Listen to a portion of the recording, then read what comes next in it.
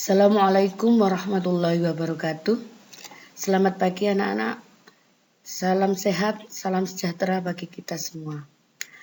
Anak-anak, hari ini kita akan mempelajari materi bahasa Indonesia, yaitu memahami teks berita. Sebelumnya, siapkan dulu alat tulis kalian untuk mencatat hal-hal penting yang ada dalam tayangan berikut.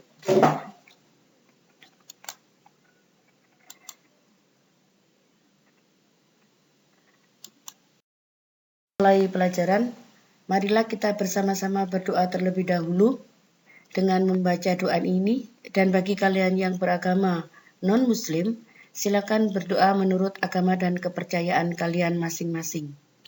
Bismillahirrahmanirrahim. Raditu billahi robba wa bil islami dina wa bi muhammadin nabiyya wa rasula rabbi zidni ilma warzuqni fahma. Baiklah anak-anak, bab pertama dengan judul berita seputar Indonesia. Pada intinya, pada pagi hari ini kita akan mempelajari teks berita yang di dalam teks berita tersebut akan kita pelajari A. Definisi, ciri, dan jenis teks berita, unsur-unsur teks berita, simpulan, tanggapan, dan penyampaian isi berita, struktur dan kebahasaan teks berita, serta penyusunan teks berita. Pengertian atau definisi ciri dan jenis teks berita. Ini harus kita bedakan terlebih dahulu dengan berita itu sendiri. Berita adalah laporan atau informasi yang di dalamnya memuat kejadian atau peristiwa yang aktual.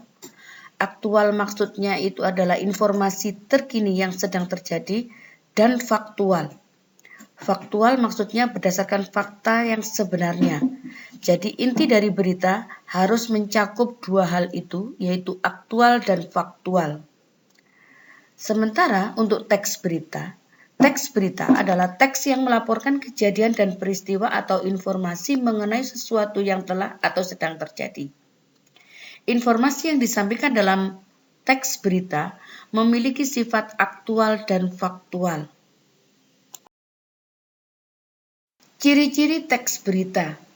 Seperti yang tadi Ibu singgung, yaitu dalam teks berita, intinya harus mencakup dua hal, yaitu faktual, sesuai dengan kenyataan atau berdasarkan fakta, dan aktual bahwa kejadian itu terkini atau sedang terjadi. Ciri yang berikutnya yaitu unik atau menarik. Sebuah teks tetap harus menggunakan sistematis, harus ditulis secara sistematis dan lengkap, seimbang, dan dalam teks berita harus menggunakan bahasa yang komunikatif. Ada 4 jenis teks berita. Yang pertama yaitu berita langsung, kedua berita mendalam. Ada 5 jenis teks berita. Ada berita langsung, ada berita mendalam, berita penyelidikan, berita interpretasi, dan berita opini. B. Unsur-unsur dalam teks berita. Ada kalanya beberapa buku menyebutnya unsur-unsur teks berita ini adalah pokok-pokok berita. Dalam bahasa asing, kita kenal dengan istilah 5W1H. Tetapi dalam bahasa Indonesia sudah ada padanannya, yaitu adik Simba.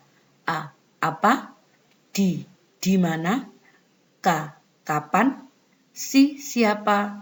M. Mengapa? Dan B. Bagaimana?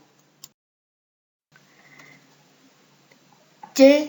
Simpulan, tanggapan, dan penyampaian isi teks berita. Simpulan isi teks berita memuat unsur-unsur berita dengan lebih ringkas. Sesuai dengan namanya bahwa simpulan akan lebih ringkas daripada teks berita itu sendiri. Langkah-langkah menyimpulkan teks berita adalah sebagai berikut. Pertama, mendengarkan atau membaca teks berita dengan seksama. Kedua, mencatat unsur-unsur berita yang meliputi 5W1H atau adik Simba. Dan yang ketiga, membuat simpulan berdasarkan unsur berita. Tanggapan isi teks berita. Tanggapan isi teks berita dapat berupa kritik, saran, sanggahan, dukungan, atau komentar. Aspek yang dapat ditanggapi dalam teks berita adalah sebagai berikut. Yang pertama menyangkut isi atau unsur berita, dan yang kedua adalah bahasa atau kalimat dan pilihan kata dalam teks berita tersebut. Penyampaian isi teks berita. Cara penyampaian isi teks berita adalah sebagai berikut. 1. Memahami unsur-unsur berita. Yang berikutnya, 2. Menceritakannya berdasarkan kata-kata hasil kreativitas sendiri. D. Struktur dan kebahasaan teks berita. Struktur teks berita memuat judul berita, teras berita, tubuh berita, dan ekor berita. Unsur kebahasaan yang ada dalam teks berita mencakup verba transitif dan perwarta, bahasa yang bersifat standar atau baku, kemudian di dalamnya terdapat penggunaan kalimat langsung, dan ada konjungsi atau kata penghubung. Penyusunan teks berita. Dalam penyusunan teks berita terdapat langkah-langkah penyusunan dan langkah penyuntingan, sehingga setelah melalui 2 tahap tersebut akan tersusun teks berita. Dalam langkah penyusunan teks berita, yang pertama adalah memilih peristiwa atau kejadian terbaru atau terkini. Kedua, mengumpulkan informasi yang mendukung. Langkah ketiga, menyusun berita. Dan yang terakhir adalah menentukan judul. Ini maksudnya bahwa judul tidak harus ditulis terlebih dahulu sebelum kita menulis berita. Bisa jadi kita menulis dulu berita tersebut, baru bisa kita munculkan judul yang menarik agar pembaca ingin mengetahui isi berita yang kita tulis. Langkah yang terakhir yaitu penyuntingan teks berita. Aspek yang harus diperhatikan dalam penyuntingan teks berita adalah sebagai berikut. Yang pertama, kebenaran isi berita yang didukung oleh keakuratan fakta berita.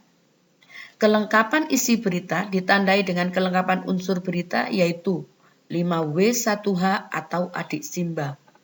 Struktur penyusunan berita dimulai dari bagian penting ke bagian yang kurang penting. Dan yang terakhir, penggunaan kalimat efektif. Jadi dalam sebuah berita harus menggunakan kalimat efektif.